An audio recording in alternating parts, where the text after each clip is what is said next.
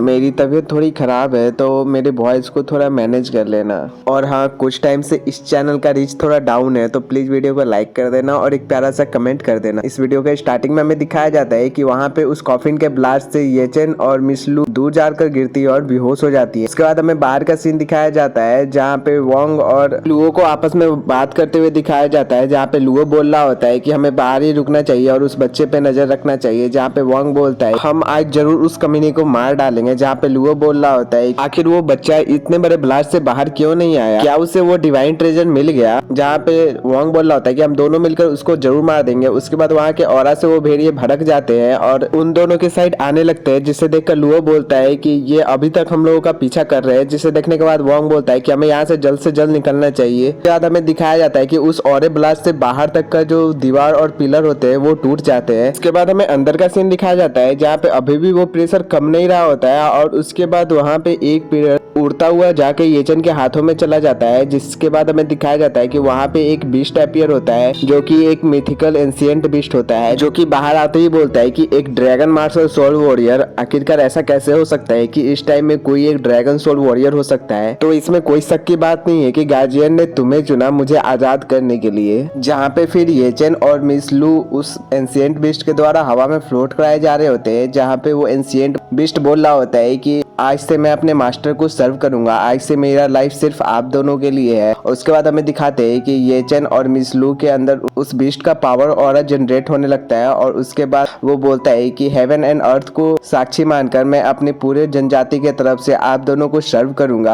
और मैं ये ब्लेसिंग करता हूँ कि आप दोनों हमेशा साथ रहो और एक दूसरे को फॉलो करो और इस डेस्टिनी को अब कोई नहीं बदल सकता। मैं अपनी अंतिम बची हुई शक्ति से बस अपने मास्टर के लिए यही कर सकता था। भगवान मेरी जाति पे दया बनाए रखे। और उसके बाद हमें दिखाते हैं कि वो एंशिएंट बीस्ट एक पिरल में कन्वर्ट होकर मिस लू के अंदर चला जाता है और उसके बाद दिखाते हैं कि मिस लू येचन के पास आ जाते हैं और उनके बाद उन दोनों के बीच का एक मोमेंट होता है और उसके बाद वो दोनों नीचे के साइड गिर जाते हैं और बेहोश हो जाते हैं। और उसके बाद हमें इस एंशिएंट केव के बाहर का सीन दिखाया जाता है जहाँ पे वोंग, हाइलिन और लुओ बाहर के साइड आ गए होते हैं, जहाँ पे वोंग बोल रहा होता है कि अच्छा हुआ कि बच्चे तुम जिंदा बाहर नहीं आना, वरना मैं तुम्हारी जिंदगी को मौत से बदतर बना दूंगा। उसके बाद हमें दिखाते हैं कि लुओ बोल रहा होता है कि वोंग, हाइलिन लेकिन हम दोनों के बीच का जो प्रॉब्लम है वो भी अभी तक सॉल्व नहीं हुआ, जो कि तुमने मुझे लात मारी थी उस गेट के पास। मैं ये बात हमेशा याद रखूंगा। जहाँ पे वोंग, हाइलिन बोल रहा होता है कि ये तो हम कभी भी खत्म कर सकते हैं। जहाँ पे फिर उसके बाद वो दोनों नीचे के साइड जा रहे होते हैं। उसके बाद हमें उन दोनों गार्ड का सीन दिखाया जाता है जो कि मिस लू के साथ आए हुए होते हैं यहाँ पे, जहाँ पे उनमें से एक गार्ड बोल रहा होता है कि ब्रदर मैं इस तरह से यहाँ से जाना नहीं चाहता। जहाँ पे दूसरा गार्ड बोलता है कि अगर वो क्वीन येचन नहीं होता तो मैं कभी भी मिस लू को ऑफेंड नहीं करता और साथ ही मैं इतनी बुरी तरह से घायल नहीं होता। जिसपे कि दूसरा गार्ड बोलता है कि मैं कसम खाता हूँ कि मैं तुम्हारा बदला जरूर लूंगा। जिसपे कि वही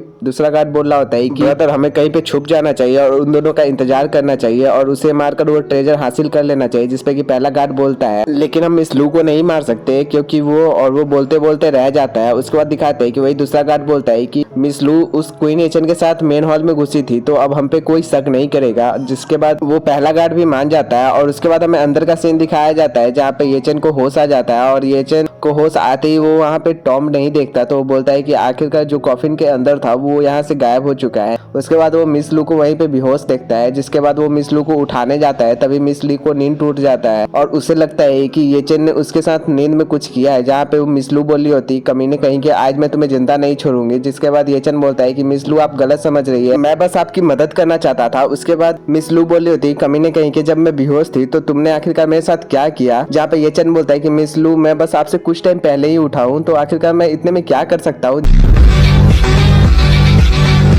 जिसपे मिस लू और भी चिढ़ जाती है। और उसके बाद दिखाते हैं कि वो जो केव था वो ढहने लगता है। जहाँ पे येचन बोलता है कि लगता है कि ये टेंपल टूटने वाला है तो हमें जल्द से जल्द यहाँ से निकलना चाहिए। जहाँ पे मिस लू अभी भी येचन पे अटैक कर रही होती है तो येचन बोलता है कि आखिरकार आप इस टाइम पे ऐसा कैसे कर सकते हैं। जिसपे कि मिस लू बोलती है मैं तुम्हारे जैसे कमीने बास्टर्ड को आज छोड़ूंगी नहीं, मैं तुम्हें जान से मार दूंगी। उसके बाद दिखाते हैं कि मिस लू वहीं पे बेहोश हो जाती है। जिसके बाद येचन वहाँ पे रुक के उस तलवार को साइड करता है और उसके बाद मिस लू को गोद में उठा के वहाँ से बाहर निकलने लगता है। जहाँ पे मिस लू अभी भी बोल बोल रही होती है कमीने कहीं के मुझे नीचे उतारो, जहाँ पे येचन बोल रहा होता है कि अगर आपको मेरी जान लेनी है तो इसके लिए आपको पहले जिंदा रहना पड़ेगा। और उसके बाद येचन मिसलू को उठा के वहाँ पे जा रहा होता है, जहाँ पे मिसलू अभी भी येचन को देख रही होती है। उसके बाद येचन मिसलू को लेकर बाहर के साइड आ जाता है और उसके बाद मिसलू को बाहर के साइड लेटा देता है। लेकिन उसके तुरंत बाद देखते हैं कि मिसलू वहाँ पे उठ जाती है और एक छोटा सा चाकू येचन के गले पे रख देती है, जहाँ पे येचन मिसलू को ही देख रहा होता है। लेकिन मिसलू आखिरकार येचन को नहीं मार पा रही होती है, जहाँ पे वो येचन को छोड़ देती है। लेकिन तभी पीछे से मिसलू का एक गार्ड आते हुए बोलता है क्वीन येचन आज मैं तुम्हें मार डालूंगा। और इसी के साथ ये वाला एपिसोड यहीं पे समाप्त हो जाता है। और मैं आपको बताना चाहता हूँ कि ये वाला एपिसोड एल्केमी गॉड के सीजन 1 का लास्ट एपिसोड होने वाला है। तो इस एपिसोड के स्टार्टिंग में हमें दिखाया जाता है कि वो गार्ड वहीं पे येचन पे अटैक कर रहा होता है, जिसे कि मिसलू अपने हाथों से ही रोक लेती है। जिसके बाद वो गार्ड बोलता है कि क्या आप अभी भी इस बास्टर्ड को बचाना चाहते हैं। लेकिन तभी येचन अपने पाम अटैक करके उस गार्ड को काफी पीछे ढकेल देता है। उसके बाद वही अपना वो डिवाइन डैगर निकाल लेता है, जहाँ पे वो गार्ड बोल रहा था कि अब हम टेम्पल के बाहर है तो अब हम अपना एसेंस पावर यूज कर सकते हैं। और तुम क्या सोचते हो कि मार्शल मास्टर पे रहने के बाद तुम हम जैसे ग्रैंड मास्टर के प्रैक्टिशनर को इतनी आसानी से हरा सकते हो। जिसके बाद हम देखते हैं कि वहाँ पे वो दूसरा गार्ड भी आ जाता है, जहाँ पे येचन बोलता है कि अब ये मुश्किल भरा होने वाला है। जिसके बाद मिसलू बोलती है तुम लोग सच में एहसान फरामोश हो, आखिरकार तुम हम पे अटैक करना क्यों चाहते हो, क्या तुम्हें डर नहीं लगता। जिसपे कि वो पहला गार्ड बोलता है कि वो क्वीन येचन है जिसने कि आपको मारा, इससे हमारा क्या लेना देना। उसके बाद वो जोरों से हंसने लगता है और उसके बाद हमें दिखाते हैं कि मिसलू बोलती है कि तुम लोगों में सच में कोई भी शर्म नहीं। जिसपे कि दूसरा गार्ड बोलता है कि हम सभी इस बच्चे को आपके सामने मारेंगे जिससे कि आपको पता चल सके कि आखिरकार सबसे ज्यादा स्ट्रॉन्ग यहाँ पे है कौन। उसके बाद येचन बोलता है कि अगर सिर्फ फाइट का ही रास्ता है तो मिसलू आप जल्दी से यहाँ से निकल जाइए और पीछे मुड़कर यहाँ पे मत देखिएगा। जिसके बाद मिसलू बोलती है, लेकिन तभी येचन उन्हें रोक देता है और बोलता है कि एटलीस्ट मैं आपको अपने सामने तो मरने नहीं दूंगा। जहाँ पे उसके बाद येचन उन दोनों से लड़ने चला जाता है, जहाँ पे हमें दिखा रहे होते हैं कि वो दोनों गार्ड्स मिलकर येचन पे अटैक कर रहे होते हैं। लेकिन येचन फिर भी उन दोनों को काफी तकलीफ कर दे रहा होता है। उसके बाद दिखाते हैं कि वो दोनों गार्ड येचन पे जब भारी पड़ने लग रहे होते हैं, जिसे देखने के बाद मिसलू भी चिंता करने लगती। तभी उनमें से एक गार्ड एक स्लैश अटैक करता है, लेकिन येचन को कुछ नहीं हुआ होता है। तभी उसके बाद मिसलू को दिखाते हैं जो कि परेशान होकर नीचे के साइड देखती है। तभी उसके बाद हमें दिखाया जाता है कि वही एंशिएंट मेडिकल बीस्ट का आंख ओपन होता है और उसके बाद दिखाते हैं कि वो बंदा येचन पे अटैक कर रहा होता है। तभी दिखाते हैं कि वो पूरा जगह शेक करने लगता है और उसके बाद वहाँ का जो पिलर था वो पूरी तरह से हिल रहा होता है, जिसे देखने के बाद वहाँ के सभी लोग घबरा जाते हैं। तभी दिखाते हैं कि वहाँ में से दूसरा गार्ड बोलता है कि लगता है ये हिमू पर्वत यहाँ से टूट के बिखरने वाला है। तभी वो पहला गार्ड बोलता है लेकिन हम लोग पहले इसे मार के ही यहाँ से जाएंगे। उसके बाद वो लोग येचन पे बहुत भयानक तरीके से अटैक करने लगते हैं। लेकिन तभी हम देखते हैं कि मिसलू के नीचे का जमीन है वो शेक करने लगता है और वहां से एक बड़ा सा पिलर निकलता है जो कि ऊपर के साइड लगातार जा रहा होता है, जहाँ पे येचन भी उन लोगों को पीछे कर उस पिलर के सहारे ऊपर के साइड चढ़ जाता है। उसके बाद दिखाते हैं कि वो मिसलू के सामने आता है, जहाँ मिसलू येचन को देखकर प्यार से मुस्कुरा रही होती है। उसके बाद हमें उन दोनों गार्ड्स को दिखाया जाता है जिसके सामने वाला जमीन भी फट रहा होता है। तो वो दोनों बोलते हैं कि चलो हमें उसका पीछा करना चाहिए और उसके बाद वो दोनों भी उस पिलर के सहारे ऊपर के साइड चढ़ रहे होते हैं, जहाँ पे येचन खड़ा होता है। तभी मिसलू बोल रही होती है कि मैंने सोचा था कि मैंने तुम्हें बचा लिया, लेकिन ये ऐसा हो जाएगा मैंने ये नहीं सोचा था, तो इसके लिए प्लीज मुझे माफ कर दो। मैं ही वो हूँ जो तुम्हें इस सब में घसीट के लाई हूँ। उसी पे येचन बोलता है कि डरने की कोई जरूरत नहीं, मैं आपको जरूर बचा लूंगा। तभी पीछे से वो दोनों आते हुए येचन पे अटैक कर देते हैं, जो कि वो दोनों अपना स्वॉर्ड फॉर्मेशन बना के एक उसमें से बहुत बड़ा स्वॉर्ड निकालते हैं, जो कि डायरेक्ट येचन और मिसलू के साइड जा रहा होता है। जिसे कि येचन अपने उसी डिवाइन पिरल के जो पिल्स बनाए हुए होते हैं उससे एक फॉर्मेशन बना के वो भी उस पे लेजर बीम से अटैक कर देता है, जिससे कि वो स्वॉर्ड डिस्ट्रॉय हो जाता है। जिसे देखने के बाद वो दोनों गार्ड्स काफी ज्यादा चौंक जाते हैं और उसके साथ ही वो दोनों गार्ड्स काफी घायल हो जाते हैं। तभी दिखाते हैं कि वो फायर बैकफायर होने लगता है और मिसलू पे अटैक करने लगता है। लेकिन तभी मिसलू के सामने येचन खड़ा हो जाता है और उन सभी अटैक को अपने ऊपर ले लेता है, जिससे कि मिसलू भी शर्मा जाती है। और उसके बाद हमें दिखाते हैं कि वो दोनों गार्ड्स वापस से उस नीचे के साइड गिर रहे होते हैं, जहाँ पे मिसलू और येचन उन दोनों को देख रहे होते हैं। तभी मिसलू येचन के साइड देख रही होती है और उसके बाद हमें दिखाते हैं कि वो लोग फिर से पहाड़ के ऊपर आ जाते हैं।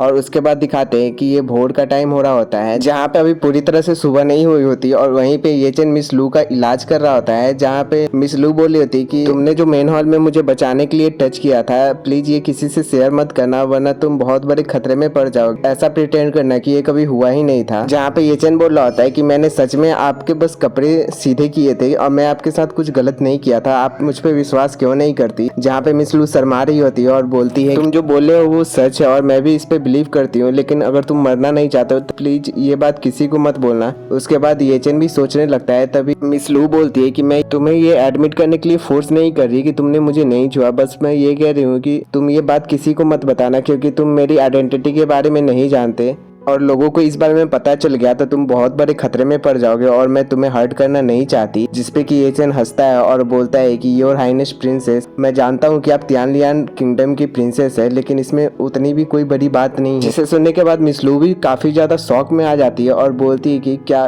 तुम ये कब से जानते थे। तभी ये चेन मुस्कुराता है और मिस लू के सामने जाते हुए बोलता है मैं तो बल्कि इससे भी कई ज्यादा जानता हूँ, क्योंकि मैं आप लोगों को याद दिलाना चाहता हूँ क्योंकि ये चेन है ये अपने पास्ट लाइफ में आया रखा होता है, इसी के लिए इसको फ्यूचर के बारे में काफी कुछ पता होता है। उसके बाद दिखाते हैं कि ये चेन अपने पास से एक पील और एक रेसिपी निकाल के मिस लू को देता है, जिस रेसिपी को देखने के बाद मिस लू काफी ज्यादा शॉक हो जाती है क्योंकि ये येन बॉडी के कल्टीवेशन का टेक्निक होता है जो कि येन वेन के साथ जो भी जन्मे होते हैं ये उनके लिए होता है। जिसपे मिस लू चौंकते हुए बोलती है कि आखिर तुम्हें कैसे पता था कि मैं येन वेन के साथ जन्मी हूँ। जिसपे कि ये चेन बता रहा होता है कि येन वेन के साथ जो भी जन्मा होता है उसके पास आइस एट्रीब्यूट होता है जो कि उसे अंदर से काफी डैमेज पहुंचा रहा होता है और इससे काफी ज्यादा दर्द होता है। आखिर आप एक प्रिंसेस हो फिर भी इस तरह के दर्द को संभालना आपके बस की भी बात नहीं है। जिसपे मिस लू बोलती है कि मेरे फादर ने पूरी दुनिया से बहुत फेमस डॉक्टर्स को बुलाया था इसका इलाज करने के लिए, लेकिन सब फेल हो गए थे। यहाँ तक कि मैंने ये भी सुना है कि जो भी येन वेन के साथ जन्म लेते हैं वो 30 साल से ज्यादा नहीं जीते। हालांकि उनको आम लोगों की तरह जीने के लिए उनके मेट्रिडियंस तोड़ने पड़ते फिर वो 30 साल से ज्यादा जीते, लेकिन मैं एक ऑर्डिनरी पर्सन की तरह नहीं जीना चाहती। मैं बहुत मेहनत करूंगी और यहाँ तक कि अपने डेस्टिनी को भी चेंज करूंगी। अगर हेवन भी इस रूल को नहीं मानता तो मैं पूरे हेवन के खिलाफ चली जाऊंगी। इसके बाद हम देखते हैं ये चेन को जो पहली बार मिस लू को प्यार भरी निगाहों से देख रहा होता है और हंसते हुए बोलता है तो ठीक है, आज से आप अपनी डेस्टिनी को खुद कंट्रोल करना। उसके बाद मिस लू को दिखाते हैं जो कि गहरी सांस लेती है और ये चेन के साइड घूम के उसे देख रही होती है और उसके बाद देखते हैं कि मिस लू ये चेन को काफी प्यार से देख रही होती है। उसके बाद ये चेन भी स्माइल के साथ बड़े प्यार से मिस लू को देख रहा होता है। तभी दिखाते हैं कि मिस लू बोलती है कि मैं कैपिटल के साइड रिटर्न हो रही हूँ तो मैं अपना ख्याल रखूंगी और मैं वो करूंगी जो मेरे लिए सही है, तो तुम मेरा इंतजार करना और मैं भी तुम्हारे लिए इंतजार करूंगी। और उसके बाद मिस लू ये चेन को किस कर लेती है, जिसके बाद ये चेन को दिखाते हैं जो पूरे शौक में होता है। उसके बाद मिस लू शर्माते हुए आगे के साइड जाने लगती है जहाँ पे ये चेन मिस लू को देखते हुए बोलता है आपकी खुद की डेस्टिनी है और मेरी भी खुद की डेस्टिनी है, तो अब हम लोग अपनी डेस्टिनी से खुद फाइट करेंगे, अपना रास्ता खुद चुनेंगे। लेकिन जैसा कि हम लोग को पता है इन दोनों की डेस्टिनी अब मिल चुकी है। उसके बाद हमें नेक्स्ट सीन में दिखाया जाता है बहुत बादल गरज रहे होते हैं और बारिश हो रही होती है और ये चेन के वही होम टाउन का वो ली रेसिडेंस का सीन दिखाया जाता है जहाँ पे सभी लोग घायल होते हैं और मरे हुए होते हैं। जहाँ पे एक सर्वेंट को दिखाया जाता है जो कि बोल रहा था कि वो जरूर वापस आएगा और हमारे ली फैमिली का बदला लेगा। उसके बाद हमें उन्हीं कार्ड्स का सीन दिखाया जाता है जो कि ये चेन के फैमिली को प्रीवियस लाइफ में पूरी तरह से समाप्त कर चुके होते हैं और वही सेम चीज ये चेन के साथ इस लाइफ में भी हो रहा होता है और इसी के साथ सीजन 1 का ये लास्ट एपिसोड यही समाप्त हो जाता है। आशा करता हूँ कि आपको ये पूरा सीरीज पसंद आया होगा और शायद से इसका सीजन 2 इसी साल रिलीज होने वाला है, तो आप इस वीडियो पे एक लाइक कर देना और एक प्यारा सा कमेंट कर देना और चैनल को सब्सक्राइब करके बेल नोटिफिकेशन ऑल पे दबा देना क्योंकि इसके सीजन 2 का एपिसोड जैसे ही रिलीज होगा मैं इस चैनल पे अपलोड कर दूंगा। और आपको इस सीरीज पे इतना प्यार दिखाने के लिए दिल से शुक्रिया।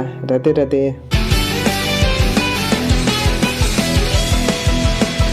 天地红炉，乾坤烈火，一颗丹独我诉说。